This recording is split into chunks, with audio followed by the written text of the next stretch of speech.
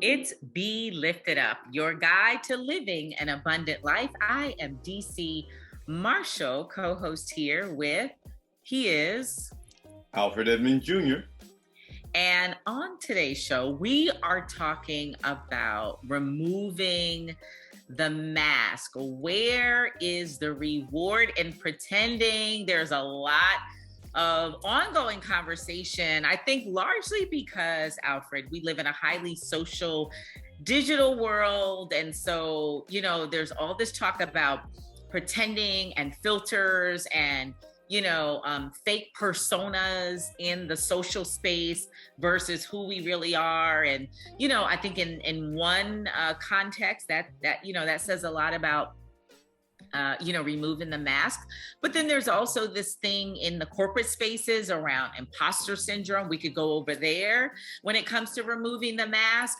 Look, we could go to dating and, when you're meeting representatives and then when you remove the mask, there's so many places we could go with removing the mask. But Alfred, what do you think about today's show? Well, I think the thing that we can really bring out here is about who we are authentically created to be in God, and to what degree are we presenting our authentic selves to the world, whether that's on social media, whether that's in dating, whether that's in our work, in our careers, and our callings. And the degree to which you do or you don't, I think it really impacts your own mental, spiritual, and emotional health, in addition to how you interact with other people. And I just think that's an important discussion to have. Are we being who we are created to be in God, or are we being distracted by all the other things that we are called to be by the world? So I think this is going to be a great conversation, one that I'm looking forward to. All right. And with that, we'll be right back. It's Be Lifted Up, your guide to living an abundant life.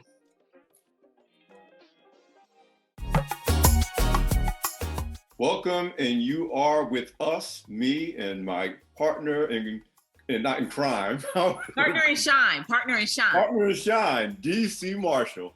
Of course, she brings the shine, and then I come along and make us a partnership.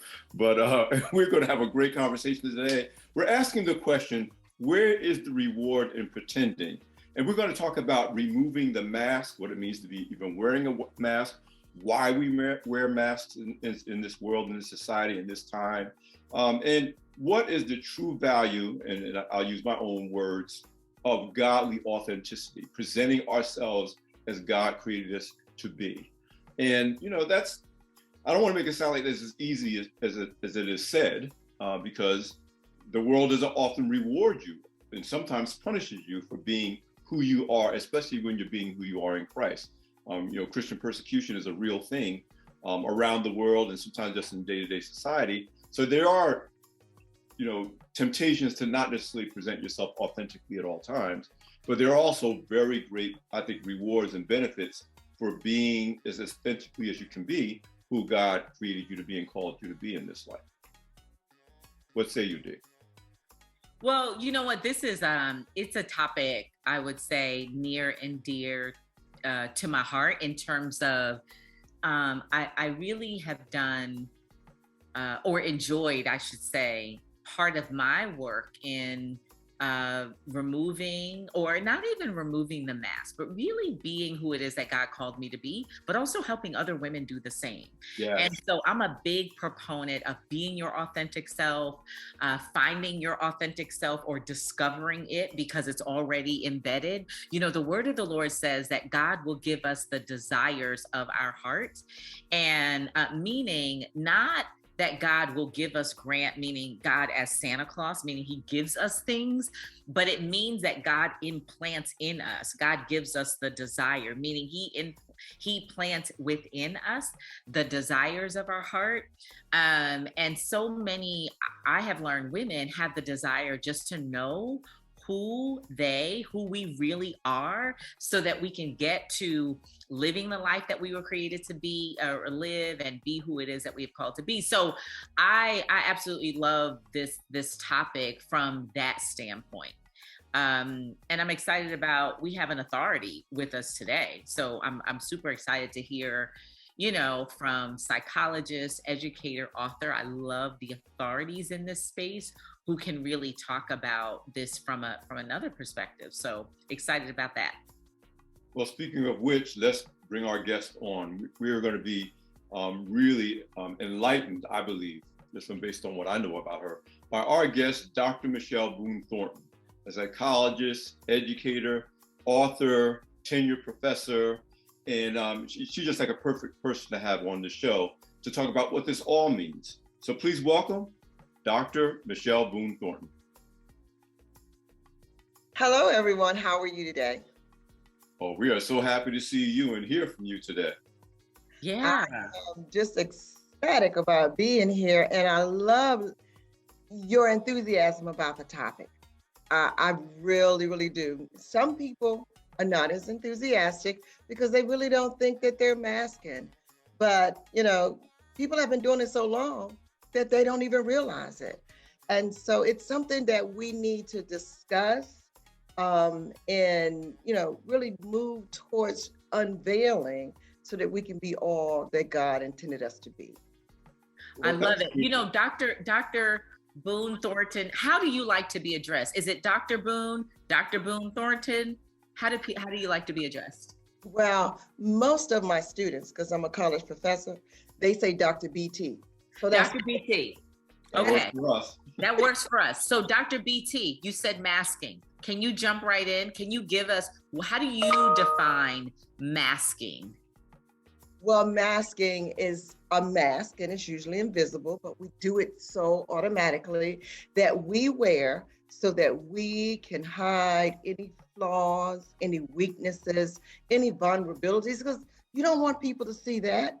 And in a world that we live in where so much competition and just rivalry, and whatever you say can be scrutinized, you don't want to put yourself out there.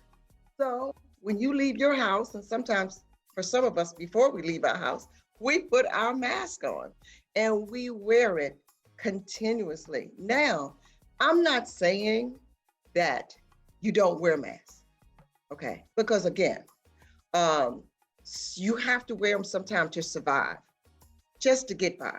If I didn't wear a mask at work sometime, it would be a problem. I might not have a job, okay? So you do wear masks to survive, but you have to take them off to thrive, because that's not who God created you to be, masked. One of the things that many revelations that I got, particularly during the economic isolation and the social isolation of the pandemic, was a deep exploration of the difference between who I was raised to be. And everybody who raised you to be wasn't necessarily raising you to be a bad thing or a bad person, but you're getting messages constantly from your family, from your community, from media, around who you are supposed to be. In my case, as a Black man, as a man, as this kind of person, that kind of person. And then peeling back all those layers to who God created me to be, but you can only really find that out if you're in constant communion and communication with God, listening and talking, not just asking, but listening. And I spent a lot of time, thanks to the isolation of the pandemic, having those conversations like, okay, at this stage in my life, who am I to be? And one of the things that I discovered in that journey was that part of the pitfalls of trying to be who the world created you to be, or raises you to be, or calls you to be, is that you always feel like you're inadequate. There's a sense of lack and inadequacy because trying to meet the expectations of the world, the temptations of the world. And you see that in everything from social media bullying to catfishing, because the people, like you said, they try to present this perfect image that's not them. And if they fall short, they feel judged by others, they feel inadequate.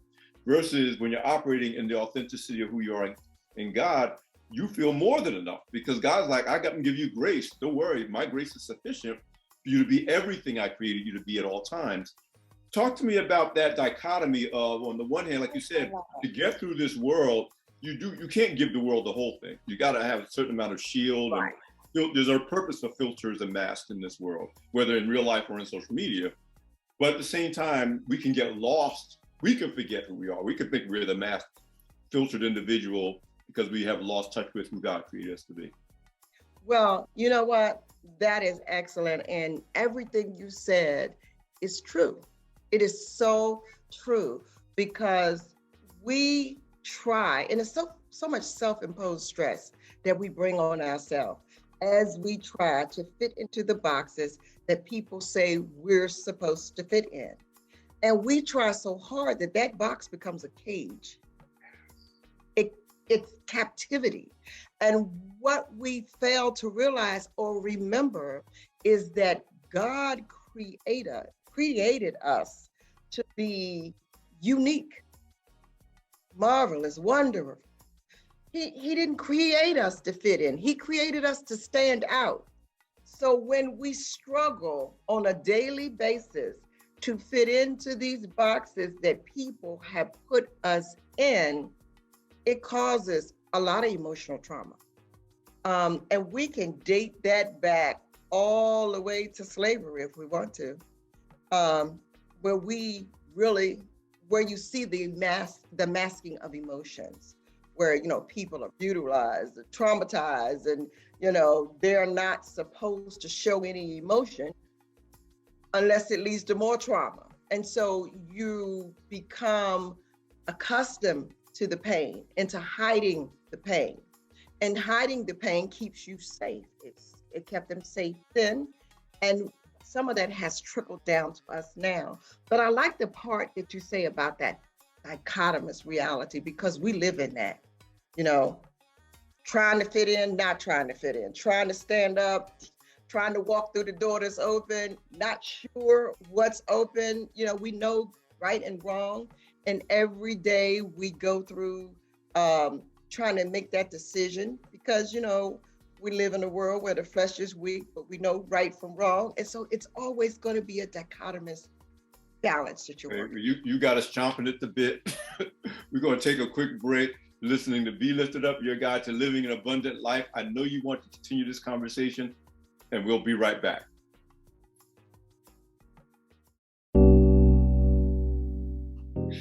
It's Be Lifted Up, your guide to living an abundant life. And we're talking about masking, and we are here with actually, her students call her Dr. BT, but she is Dr. Michelle Boone Thornton.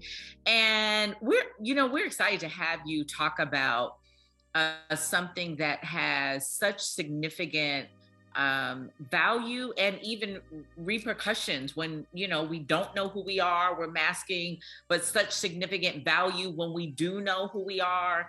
And so I wanted to go to this question in terms of something that is always top of mind for me in terms of how we get here. And it's because we haven't been taught. We're not taught when we go to school, like when we are our first introduction into school is really about basic reading, writing, math, versus I've always had this, sort of burning in my belly about how off that is, that we aren't taught about the more high value in terms of identity, who we are, why we are here, where we're going. We're not taught about how to be a parent, how to be a person, how to be a parent, how to be a partner, how to be a spouse, how to manage money, how to manage death, how to manage grieving, how to manage loss.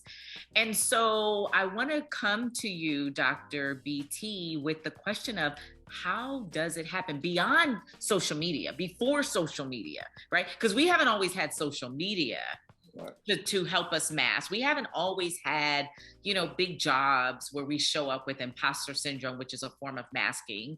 How do we get here? So can you talk a little bit about that, how this happens? And Absolutely. Yeah. And we get here because we are parented to this point.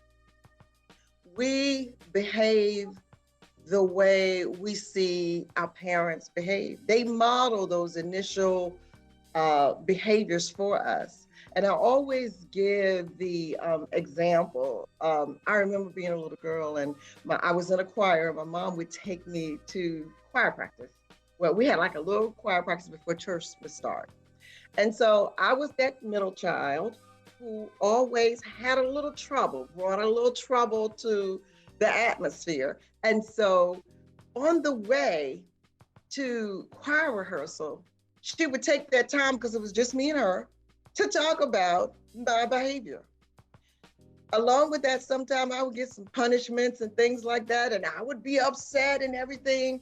But as soon as we hit that parking lot and got out that car, it was, how you doing? Praise the Lord. Like, you know what I mean? It was, and that taught me I'm supposed to behave a certain way. That's good, Doc. Environments, and we all learn that. As children, we got to look like, and not saying that or not, we all got that. And no one ever really gave me the opportunity to talk about my feelings. If I was upset, oh, you want to be upset, or you want to cry, or that's not how you learn. That's good. Doc, that is so good. You know what? I don't think I've ever heard that from that standpoint. We know that happens, meaning us in the car with the parents and then get to church. I don't think I've ever heard, Alfred, you like just reminding us of, oh, yes, that's how we learn that. It was never that you could carry that emotion or that posture or that position into the public space. In fact, we even had the conversation, Dr. BT, going into the store. If we were crying, you couldn't cry. You couldn't carry that emotion. Oh my goodness. And so we went in with a mask. Yes. Absolutely. With a mask. In fact, you were told in the car, don't go in and embarrass me. Right. Don't you pick up nothing. I'm not getting you nothing. I mean, it was just, you were told. Touch anything. Don't say you wanted anything. And the whole, keep crying, I'm gonna give you something to cry about. Yes. That whole nine. And if you're a young boy, especially a Black boy, you were supposed to walk it off, play with the pain. Don't be like, and I'll say this, because of my experience, and I was raised by a divorced single mother in a working poor household in a working class neighborhood. I understood that part of it was like, I don't have the bandwidth to manage your issues. And my stuff too. Yeah. So it's like, I need you to stay in line because I'm handling all I can handle. I can't handle all of that. So you need to be, and in some ways it created a certain degree of discipline. And me and my siblings were well known as, those are Virginia's kids. You ain't got to worry about them. They are well-behaved, in control kids. We ain't never embarrassed our mother. But the flip side, and it changed the way I parented when I became a parent, especially as a boy, was I knew that it wasn't good that I wasn't encouraged to be emotionally expressive. Mm-hmm. And so I made up my mind when my son came along, he's a boy with sisters, he's the only boy, that he had to find appropriate ways to do it, but if I made him bottle it up, that lack of ability to express who he authentically is and how he authentically feels was not going to be good for him in the long run, no matter how, what I was trying to do to be a quote unquote good parent, because my mother was obviously doing what she thought was best for all of us. Absolutely. And parenting is parenting. And they parented us out of survival. Yes. Okay. They knew we had to survive in a world that we were a little different, and didn't want us to stand out because they didn't want us to draw that attention to us. Yeah. And so we were parented to survive, not to thrive. And so now I'm trying to get people to take that mask off so that they can now thrive. And it's nothing that parents have done. And I'm glad you put that out there, because my specialty is children and families. And this is really how I kind of came across this, because I noticed, most of the children I work with have emotional behavioral disorders. And, it's like, hey, how did they get here? Well, if you're masking your emotions and they're masking their emotions and everybody's masking, and it's one of those environments. But then I found with newer parents, younger parents, parents of today, they don't want their children to really experience any hurt, harm, or emotions. So they protect them. There's like helicopter parents that fly down and no, he's on the team, he gets the trophy. No, you know what I mean? They don't want them to feel disappointment or being upset or left out or anything.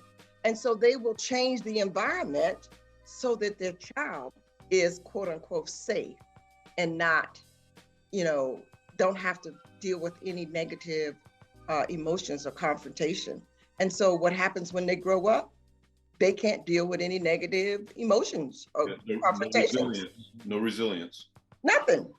And so you wonder why this 30-year-old child, 40-year-old child is still in my house outside of economic stuff, because you haven't allowed them to live and experience life, because life has grief. Yeah. You know, everything else in it. They have to experience it. Yeah. You've talked about, Doc, you've talked about this masking from the perspective of, kind of what it is, right? And then how we got here. And then this was learned behavior, as much as we're seeing something else right now in terms of social digital, but it was learned behavior. And I love that you gave our parents grace in that actually it was part survival. It was part, they did the best they could with what they had from where they were. Yes, we all know that, but also it was partly survival. Alfred, you talking about it's they didn't have the time. But I'm curious about this from the perspective of, you work with children and families. So, but where do we go from here? Like, how do we get out of this? Because it's something different now. Like, it's different from parents, giving us survival skills and them not having time. We're seeing other things play out that's impacting people in terms of suicidal ideation on social, right? From the standpoint of IG removing the like count to, well, now they've restored it. So, we've got about less than a minute in this segment. So whatever you can share before we go, and then we're going to come back on the other side of the break and talk about this a little bit more. Well, I'm glad you brought up suicide, because it is real. And it is part of masking, and it's a part of the environment that we live in. So we will delve into that when we get back. All right. We'll be right back. It's Be Lifted Up.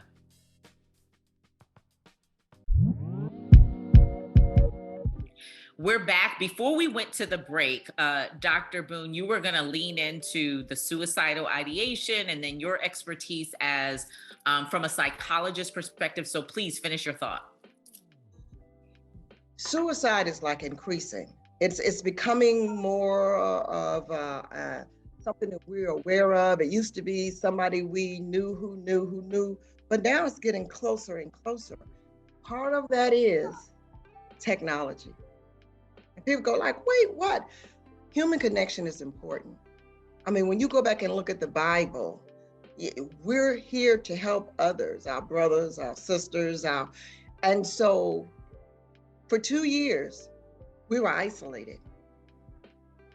And so now we're not isolated. But while we were isolated, we leaned heavily on technology.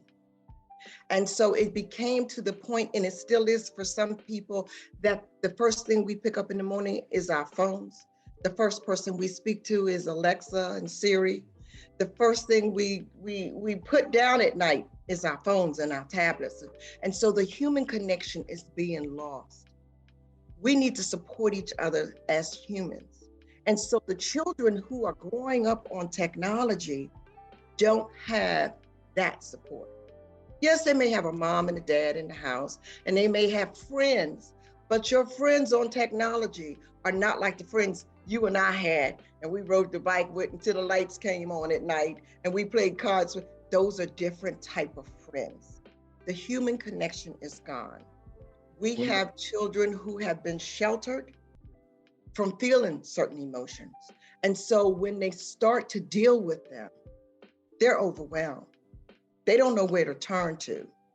And when you're in a world where everybody has masks on and the images on social media are not real, but as a child, you do not know that they're not real. You think there's something wrong with you. And so then you start questioning your life and life without you. I'm reminded of some really powerful advice I got at the very beginning of the emergence of social media into the mainstream. So we're going back, back into the mid to late 90s in my case.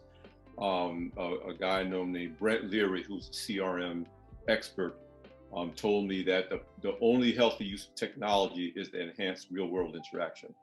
That if you're using it to build relationships online that will help you to interact more healthy in a more healthy manner. When you meet people, then that's a good, effective use of technology. He was speaking in terms of business, but I'll even brought it to the broader sense.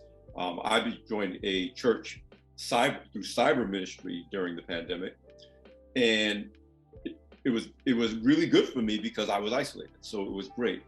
But it still didn't compare to the first time I physically came to that church as a member.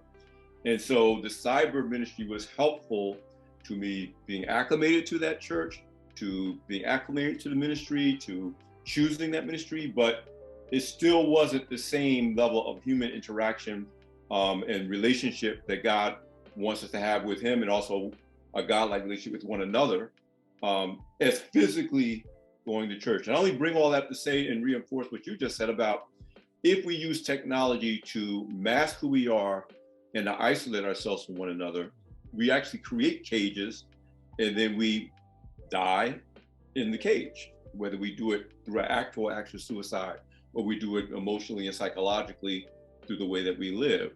And I do want you to talk about the transformational effect of removing the mask. Your book, Transform Your Reality, Remove the Mask, really speaks to that. It's not just about removing the mask for the sake of removing the mask. There are benefits, there are solutions, it's a healthy outcome when you do remove the mask. So just talk a little bit about the whole idea that there's a way to use technology healthily. It's not going to go away because it just isn't, but we have to have better skills in terms of understanding how to use it in a way that's healthy for us, healthy for our families, healthy for our children. Absolutely. And I love how you put that, because we will always need technology moving forward. But we will also always need each other. And what happens in a digital world, in a social climate where people are using technology 80% of the day, there are children who are using it like this is lifestyle for them. And so they don't have the social skills that they need. They don't have the interpersonal skills that they need because they're not engaging any real person. And so Transforming Your Reality, the book, and Removing the Mask is just about that. For the younger generation, their reality has to be transformed.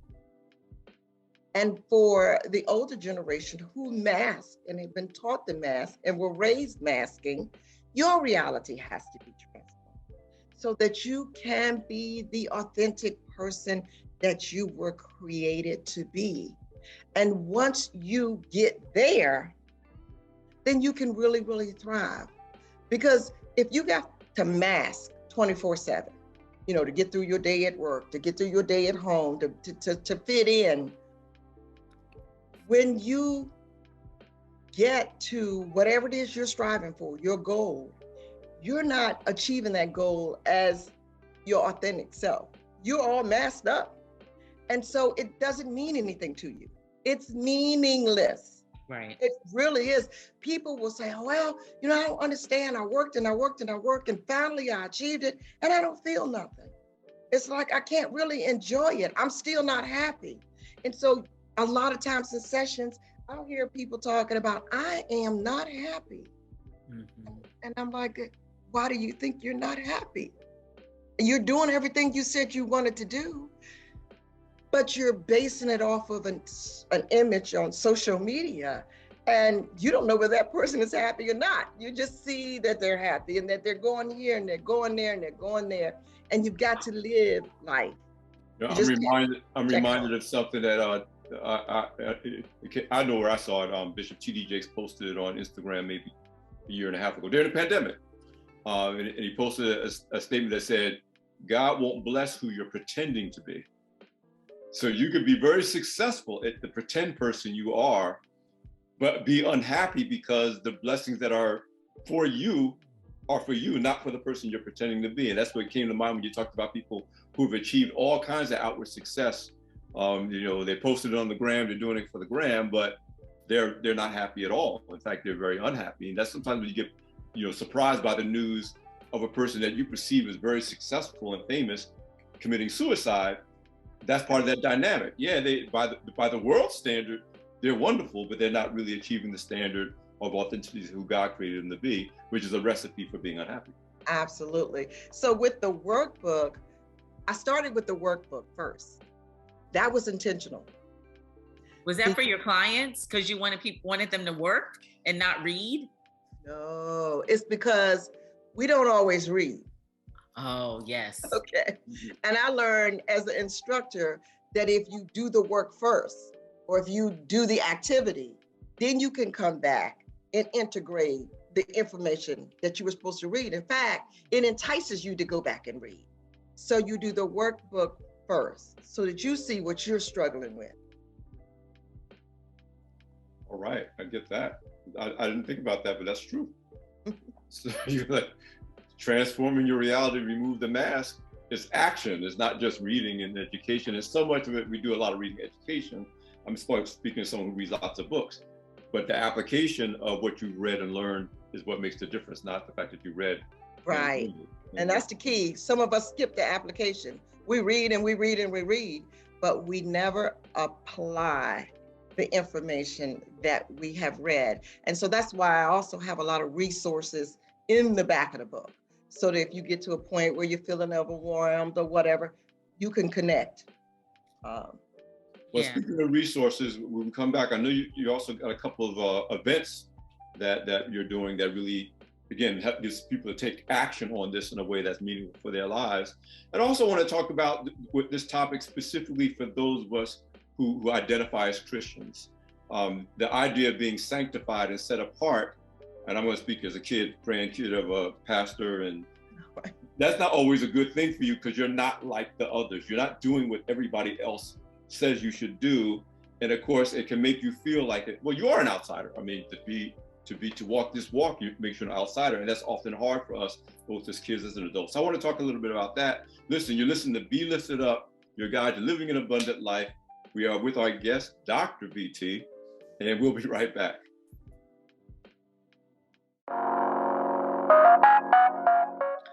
All right, we're back. It's Be Lifted Up, but class is in session. We are with Dr. Michelle Boone Thornton, and she is the author of a workbook, and emphasis on workbook, although that is not the extent of who she is. She is a psychologist. She is, an authority in terms of us masking and then how we get out of it. So Dr. BT, can we pretend this is classroom? And can you take us to the tool and the resource? And that's why I'm so glad we have you on the show.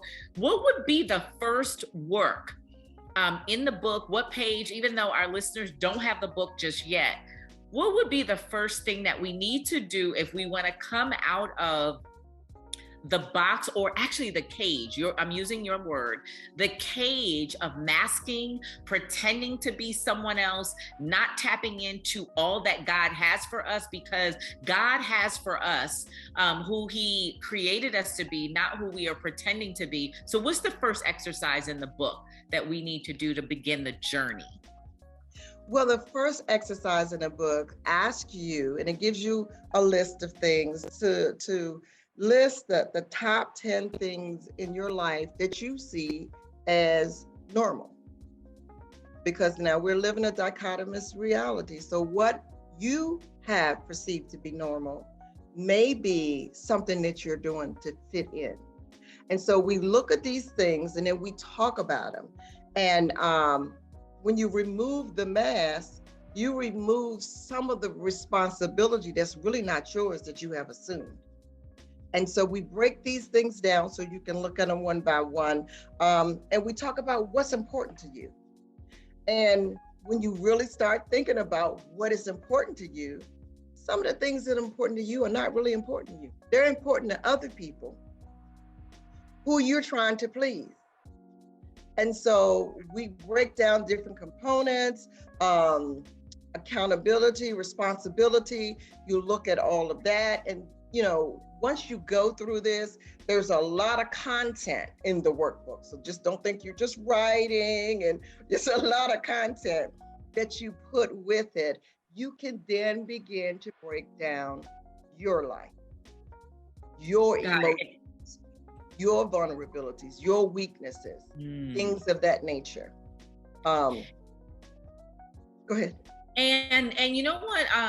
Just so I feel like, so while that work is really good, I think what helps us to get to the book, again, the tool, and get us excited about the work, because it tends to be something that we're not excited about addressing, and that is masking. But I think the excitement about the work, doing the work, is relief, I think, and release. I feel like, I think as believers, it's lining up, being obedient to the word of the Lord. God created us in His image. He created us. My purpose statement is Ephesians 2:10. I am God's workmanship, created in Christ Jesus, to do good work that God prepared in advance for me to do. But in order to do that, I'd have to remove the mask in order to get to the good work. And so I just felt like, in some ways we want to, it's great to highlight what the win is for us. Otherwise, right, I'm sure do you find people in your practice will just not really want to do the work, the real work? Well, a lot of people don't want to do the work anyway. Just because work is hard, work is difficult. And so once they realize that taking this mask off is just going to release you, like you said, from so many burdens, self-imposed burdens, that it's going to be freeing. And you're going to be able to experience things at a whole new level. Like, you can't find joy if you're masking. And so these are some of the takeaways from completing the workbook. And with my clients, we work section by section. And so there are different incentives. And the reason that it's personalized, you're doing the work. I'm not telling you, this is where you should feel at this point. This is what you're doing the work yourself. And it's not where there's other people looking to see what you're doing, judging you. Oh, you don't need to do that. Why are you doing that? You're doing it. It's one-on-one. The workbook also has a companion journal where if there's some things that you start to pull out that you really just need to write in a journal, you don't want a workbook that you need to write in a journal, kind of keep it close to your bed or whatever. When you're dealing with some real emotional stuff, that companion journal is there for that. I have had people that were saying, like, I just did it because it was like a workbook. I did a couple of pages and I couldn't put it down. It changed my life. I think one of the things that, and I can speak for my own self personally, like you said, in the beginning, we see the work and we're like, I don't really want to do the work. I don't really want to do the work. Yep. But eventually, and prayerfully, it's before we get to the point of the kind of desperation that leads to suicidal ideation. Yes. We start realizing how much work we're already doing. Like, this masking thing is exhausting. It really, really is. And as you become conscious and aware of the work you're already doing to meet all these expectations, to try to be all things to all people, because the other thing is the world will ask you to do be two different contradictory things, neither of which are you. And by the time you're trying to put on the right mask at the right time, in the right place with the right people, you realize how much work you're actually doing. And then for me, that really brought to reality this idea that God's yoke is easy and His burden is light. Meeting the expectations of God to just be who He designed you to be it's a lot less work than meeting all these other expectations accepted and imposed on you. And that's why I think this whole idea of transforming your reality, in this case, with God as the context of that reality, because He is the creator and definer of all reality, helps you to really understand that the work you think you're avoiding it pales by comparison to the work that you're already doing to maintain this an authentic presentation of who you really are. Absolutely, because the way you are when you're masking, you're really working under man. You're working to satisfy man and to please man and to fit in. But when you work under God, all of that other stuff goes away. Yeah. You don't need the images. You don't need the mask. You don't need that, because you're not trying to fulfill something or please a man who can never really be pleased. Really, there's always going to be something else. Something's not going to be right. Something's going to be wrong. So when you switch your reality to working under God, things change dramatically. Yeah. Yeah.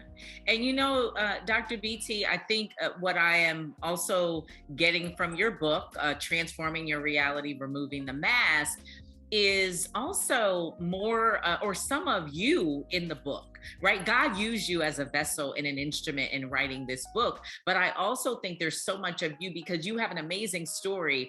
And I'm even remembering I think this year you wrote an article about, I think it was for Live Your Best Life. And when I think about things like that, right, published in the Nairobi, I forget what publication, but I remember reading your bio and just seeing all of the accolades in Kenya and Madrid, Spain, and all of this that you have spoken to about living your best life. And so then I come back to, but what inspires or motivates us to do the work? I think it's that. It's living your best life, right? Because you talked about the book helps you to be free, helps you to release, it helps you to focus on what's important. I know the journal is a companion. It helps us to become accountable, and we need these kinds of tools. But I also just want to amplify the fact that God used you in this because you really are a model for how to live your best life. It's not just what you or how you're advising your clients, right? But it's also how you live your life. Yes or yes? Yes and yes, absolutely. Yes, he did. And so feel free to say anything that you want to add about that before we wrap, because I just think that further encourages us to run, don't walk, to get the book, Transforming Your Reality. And so whatever else you want to add before we leave this last segment, please share. Yes, God used me, and it was through my change of reality with him that I understood and was able to put together all the pieces that he used to prepare me to get here. Wow. That's a word. That's a word. That's a word. We needed more time. And so before we go, we're going to come back and wrap. And maybe we'll bring you back on the wrap up just to share all of the ways that we can find you, all of the ways that we can connect with you, whether it's through the book, whether it's, we need to see you in your private office, but we'll say more about that on the wrap up. And so this is Be Lifted Up, your guide to living an abundant life. We'll be right back.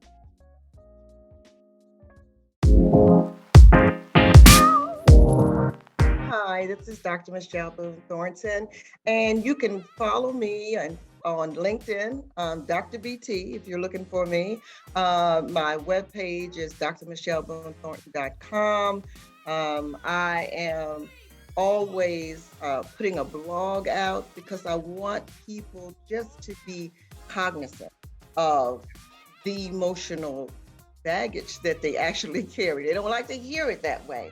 I will also be presenting at Sisters Empowered Sisters Advance retreat. It's a wonderful retreat. It's going to be 7 coaches, and all of these individuals, they bring their power, the star power. We have marketing, branding, sales, confidence, spiritual coach, a leadership coach. And of course, I'm going to talk about mental health and masking. And so, this is going to be October the 9th through the 12th. It's going to be actually in Virginia Beach, Virginia, on the ocean front. And so be there or be square. Dr. BT, we are so glad to just have you on Be Lifted Up. On behalf of myself and DC Marshall, we're going to get you to come back. This is really, really good stuff. You're listening to Be Lifted Up, your guide to living an abundant life. You can follow us on all social media platforms at B Lifted Up Radio on Instagram, Twitter, Facebook. You got it. You can find us. You can also catch us on beliftedupradio.com, which you can listen to this episode and all past episodes of the show. Thanks for joining us. We'll see you next time.